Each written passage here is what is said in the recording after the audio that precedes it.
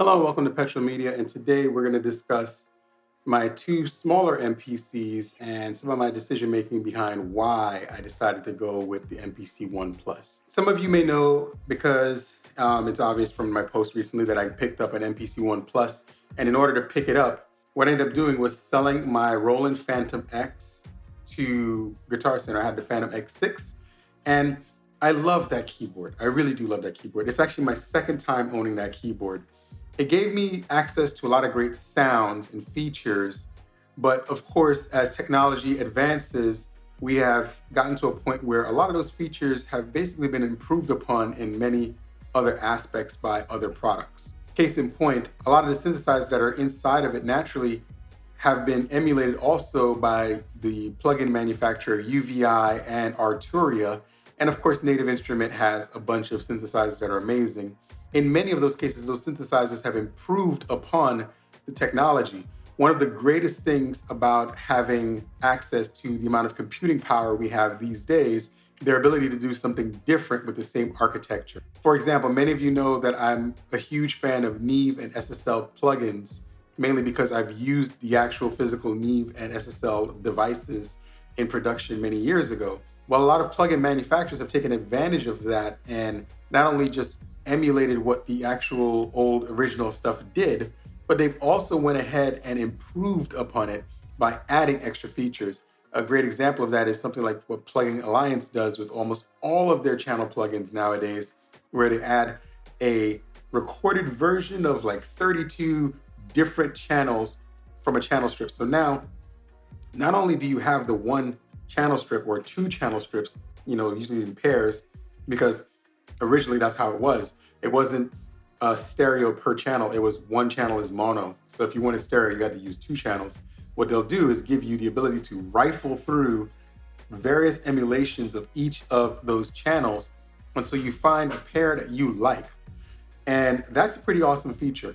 Or there's a manufacturer who makes a Neve clone that I really love called Voostech. I can never pronounce it. I think it's Voostech. I can never pronounce it properly. But either way, it's a channel strip in a lunchbox style, 500 series style setup. Not only do you have the ability to flip through various Neve compressor, EQ, preamp combinations, they also give you several Neve style transformers for you to flip through. So you can now choose which of them you like. And you couldn't do that before, So when a plugin manufacturer takes it and say, hey, I like this, but let's add to it, that actually improves the quality and the ability of the actual product. That's gold. When it comes to certain instruments, we've gotten to the point where, you could pick up a Roland Juno and it'll be amazing. The original Juno. We're talking about the original. We're not talking about the one that they currently released because Roland did the same thing. They took the original and added to it and then released it again. So when you take something like that and you improve upon it, now you have something special because it's doing something a little bit different, and it might be now worth it to actually go down that road. Arturia, UVI, and a lot of the manufacturers of certain plugins have made it where it didn't make sense to use the Phantom for certain features anymore because I had those things. Consequently, it's the same scenario with me and the MPCs. The MPC can now be a synthesizer, which is amazing. So a lot of the stuff that was in the Phantom sound-wise, sonically, I don't need. And the MPC, for me personally, always had the more superior sequencer. Although the Phantom's sequencer is phenomenal and it can hold its own against an MPC, hold its own against Machine.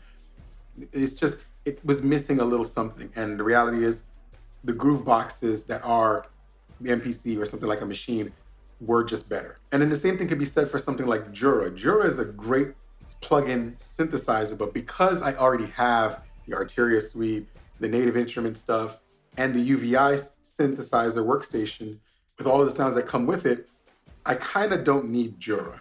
So it becomes one of those things. Or something like the Mini D. I already have the Mini D in multiple variations from Native Instrument and from Arturia. So that's not what I'm looking forward to using. However, OPX4, I like that. And I did a real deep look into it. And it's definitely the one I'm probably going to be using with the MPC One Plus. Now, if you ask me tomorrow if you should buy a Roland Phantom X, I will say this. If you wanted an inexpensive, really powerful stage workstation that can be used for performances and in the studio and is flexible, and although it's a little heavy, it can still be transported between all these different spaces, I would say almost any Phantom is good for you, starting with the X and up. So from the Phantom X all the way to the new ones, definitely worth the money if that's where your heart lies. I still feel like the MPC keys and the Key 61, they're getting there to the point where you can really use them in stage presence and scenarios. But outside of that, all of the MPC line will do pretty much what the Phantoms will do, and then some. Then you just have to weigh it and debate whether it makes sense to go down that road or not. The other side of the conversation comes down to, why keep all these MPCs when you clearly have a replacement in the One Plus? Well, here's the thing. The main reason why I bought the One Plus, I'm gonna keep looking down because it's right below me. The reason why I got the One Plus was I wanted to have access to the 3.0 software. I've been looking at how the workflow works on MPC 3.0, and I really like what they're doing. The truth of the matter is it's becoming a full-fledged DAW in the box. It's kind of been that way anyway since the implementation of the newer machines. We just didn't really recognize it as much. But now the MPCs are truly DAWs in the box, especially with 3.0 and above. So for me to have access to that, because I don't have it, it was time to say goodbye to the Studio 2, which, was gonna go out the door anyway. And it was also time to look at the Phantom and take a real serious dive and say, should I really keep this? Do I need it? And Guitar Center gave me a great price on the trade-in for the Studio 2 as well as the Roland Phantom X. So I decided to let it go. And I think it was the right decision. It's not saying that you shouldn't keep certain pieces of gear. The Phantom's such a classic tool, but I just realized I didn't need it as much anymore. Now, as for comparing it to my other small MPC, MPC 1000, do I feel like there's competition between the two? Absolutely. Do I think that one is better than the other? Not really, because the capacity in which I use them is different. For starters, the One Plus, there's a lot of things about the One Plus build that I have no interest in putting it in certain scenarios. For example, the SD card location on the front, being that it's so easy for you to knock it out, I would rather this thing stay at home in my house. Same thing with the power cord connection on the back.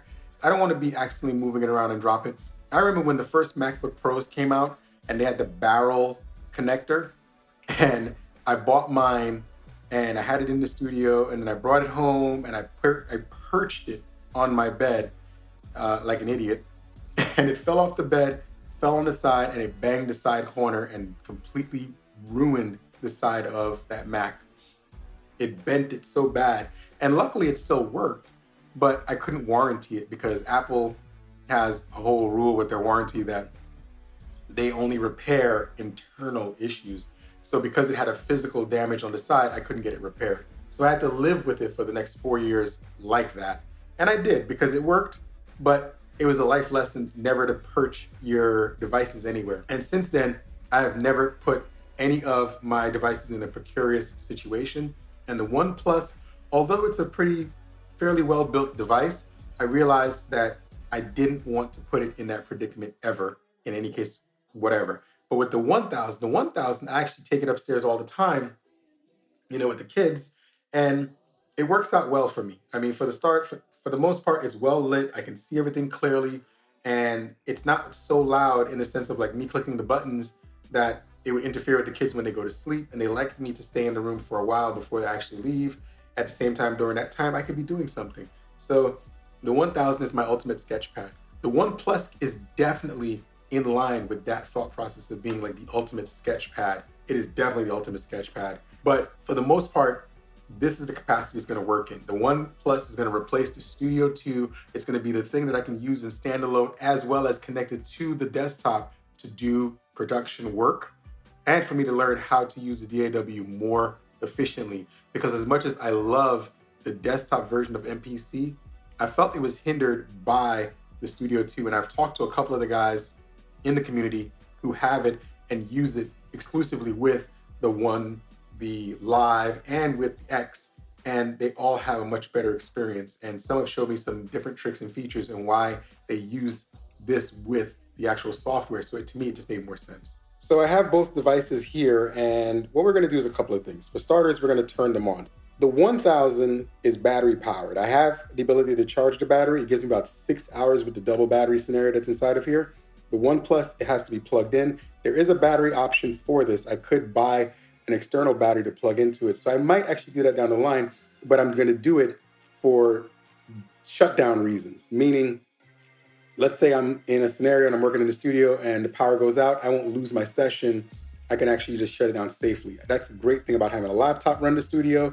It's also a great thing about having this thing being battery powered. And I'm probably gonna look at getting something like an APC for the whole studio, but this might get a battery from MPC stuff or somewhere else. So let's start with turning them on together, which one's faster. And mind you, I've already done this, so this is more so for everybody else to see, because I'm gonna turn on the one first and then the other one, because I don't have 3 hands, I only have 2 hands. So just to see which one is faster, let's check that out. So here we go. All right, so they're powering up. And 1000 is ready. Now, this is not a negative, because you gotta remember, it's a DAW in a box. The One Plus is running much more software. Mind you, to ask me about the Splice connection, because I don't use Splice, so we're gonna have that remind me later. The One Plus is, quite frankly, a DAW in the box. The fact that it has an arranger view built in is pretty impressive. And I love the fact that I can literally just get to all of my plugins right there. Now, I don't have too many installed at the moment, but as you can see, I have Hype, OPX, the Tube Synth, Odyssey, Selena, Mellotron, Bassline, Drum Synth, and Electric Keys. All of that is already in here. And I have all of the different settings for them. So I'm gonna check this out more deeply. We don't need to get too deep into this because you guys all already know how this thing functions, or most of you know how this thing functions. Today, we're just talking about the differences and similarities. With the One Plus, the one thing that I did notice that was a huge difference for me, and it was one of the things that held me back from picking up this device for a while, was the size of the pads. As you see my finger here, a lot of people like to do the finger test to show the difference. I don't really think it's a great thing that shows you a true difference of the two, but I'm gonna show it to you anyway. So this is my index finger on one of the pads compared to one of the pads on the 1000. The biggest difference in the two things is the 1000 pads are rectangular. The width of the pad is the same width as a full-size pad. It's just not as tall as a full-size pad. So a better option is for me to just put a penny. So here's a penny on a pad on the One, and then here's a penny on a pad on the 1000. That gives you a much better understanding of the size difference with the pads. The One Plus has the ability for you to use an SD card. The SD card is on the front, and the other thing that people have an issue with is the 1/8 inch jack, which could have easily been a little bit bigger. Could have been a 1/4 inch, because these do break off, so I have to be mindful of that, and it will make me consider different ways to use it. That's why this is probably gonna stay in the studio at the house. Whereas the 1000 has a 1/4 inch jack with the 2 foot switches in the front. It does have compact flash, and compact flash in a standard normal scenario is limited to about 4 gigs max. However, with the little trick that we found, if you take a compact flash adapter and you put a SD card with a micro SD card inside of it, for some reason, the 1000 can then format it to like 128 gigabytes or possibly 256 gigabyte card. I've used a 128 on it. So I have a card with 120 gigabytes of space for the 1000. So that's one of the reasons why I didn't bother putting the internal drive inside of the machine. I just don't need the extra space inside of the machine. The button layout on the two machines are actually pretty comfortable, to be honest with you. I mean, for the most part, the 1000, everything is pretty simple and easy to get to and get used to. I do like having the Q-Link faders on the left. This is gonna be a little different for me because For the most part, I'm so used to having the Q links on the left, either on the 5000 or on the side for the 1000. But having the Q links up here provides a different experience. Also, the thing I didn't know this before, I want to say 2-3 months ago, I didn't know that they're touch capacitive, which is very interesting because the screen. This is for people who don't know anything about the new MPCs, because everybody who knows everything about the new MPCs, they know this already. But the second that your finger, with the electrical impulses that are in your skin, are sensed by touching it, it tells it that you're actually touching it. So in a sense, I don't actually have to do much to move things. This actually causes you to have extreme sensitivity on knob control and other things, which is actually pretty cool. On the One Plus itself and the One, they have arguably the most buttons outside of the X for control. I also went with this because I kind of like the white LEDs on the buttons because it makes it easier for you to see certain things and get to certain features really fast, versus the orange ones, which all of those, the light's not so bad. It's not a dig at the regular One at all. I don't want you to think that. I just like the cleanness of how it looks. Now, the negatives on me are all aesthetic. I didn't like the red, so I might do something about that. I didn't want a black one, but I didn't like the red. I actually wanted the retro, but I couldn't find a way to get the retro with everything that comes in here, meaning the extra RAM for using with plugins and things of that nature, plus the Wi-Fi. So we had to go with the red MPC One Plus. And the red will probably grow on me over time, but right now I'm not a huge fan of it. But it's such a minor thing that it's not something that's going to hold me back from actually using this device. I love this device. On the back of the One Plus, you'll find the volume knob, which is a precarious place for it to be placed because honestly, there was enough room that you could have added a knob somewhere, even if it was on the edge and moved the Q links over slightly. You could have put the knob on the top, but they chose to put it on the back. And to be honest with you, again, not a huge negative in my scenario because most likely this is going to be plugged up in my studio and not disconnected anytime soon.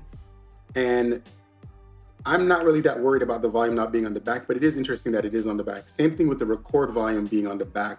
But for component reasons and where things are placed, I understand. These potentiometers are connected directly to these inputs and outputs. And whatever circuit is right here, they probably decided everything should just be in one place for the sake of saving space. And I'm not going to fight with that. That makes perfect sense. Mentally, that makes perfect sense to me. It has one MIDI out, one MIDI in, and the CV gates, which I've never used anything that needed CV gates, but this might prompt me to check out some things that have CV gates. And then I have the USB on the back for me to connect a keyboard or a thumb drive or a USB expander and add those devices together, as well as the output for me to control the actual MPC software on my computer or plug into an audio interface. So I have some options and things to think of. I could expand the outs because although this only has 2 outs here, if you use a class compliant USB device, you can actually add more inputs and outputs to the MPC One Plus, and I've been debating doing that.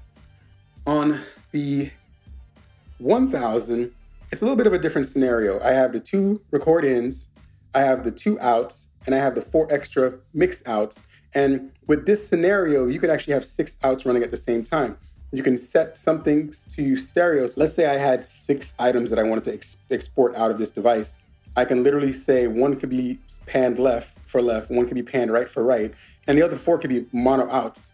And that way I'd have 6 outs, which so technically instead of having 8 outs, I have 6 outs with this scenario. It's really not that big of a deal for the most part. And I haven't run into an issue doing this. I also have another way to export things, and we'll discuss that in a moment. You have MIDI out A and B and MIDI in 1 and 2. And in that scenario, I can have 2 different devices control the 1000, which I've never ever done that on any case, but I could. And I could control 2 other external devices. So this makes this a pretty flexible device still to this day. And mine has the sound mod battery that comes with a USB-C connector for charging. I could have used the barrel option, but I figured USB-C is so widely used that it made more sense to go with that route. So going with the One Plus to me was a no-brainer. There's only a few little things, like I said before, that I found as something to take into consideration for later. I mean, the jog wheel does remind me of the 5000 with how it is clicky, clicky, clicky. But For the most part, I kind of wish it was a regular knob that was a little bit bigger, but overall, again, minor thing that I can either find a solution for or just stick with. So overall, I'm very happy with this purchase. Can't really find too many problems with this device. And I've had it for just a few days and I've started to dive into it. I've already figured out most of the normal things that I need to do, like where certain things are and how to use this, how to use that. And I'm working on getting to my first track. Now, why the 1000 will stay and why the 5000 will stay, and if I had a 2000 XL, why that could stay is, let's start with the oldest one really quick. The 2000 XL, you can launch its sessions in the MPC2 software on the desktop. There's a workaround to do that. I'm assuming that works here as well, but I know it definitely works on the desktop. I've tested it, I have a video on the channel about that. And it works with MPC Beats also. So on the 1000 and the 5000, they both work with the software in many different ways. For starters, I don't need to do the outs on this device or the 5000. I can do that just because I want to. But on these two devices, I can actually take the session in a folder, take it off the compact flash, put it into the computer, and export it out into the MPC2 software. In that software, I can then create stems or anything I need from the session that I can then mix in Logic or Cubase and things of that nature.